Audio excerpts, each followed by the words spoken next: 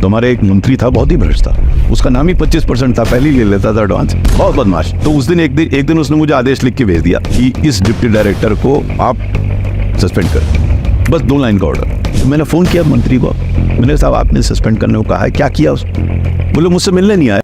मैंने कहा बड़ी छोटी चीज है, मैं कह दूंगा आपसे मिल लेगा, और कॉन्वर्सेशन खत्म हो गया। मैंने उस अधिकारी के बारे में मालूम किया, तो उन्होंने कहा साहब बड़ा ईमानदार और बड़ा ऑनेस्ट ऑफिसर है। तो फिर मैंने उसको बुलाया, मैंने कहा यार तुम मिलने क्यों नहीं गए मंत्री जी से? वो बड़े नाराज है, बोले सर मैं कई बार मिल चुका हूँ, लेकिन जैसे वो मिलना चाह रहा है मैं नहीं मिल पाता हूँ। मैंने अपनी पुस्तक में लिखा है 3 तरह के करप्शन होते हैं, नजराना, शुक्राना, जबराना। तो मंत्री जी कुछ नजराना चाहते थे, उन्होंने कहा मेरे पास तो है नहीं देने में को, मिल तो चुका हूँ मैं।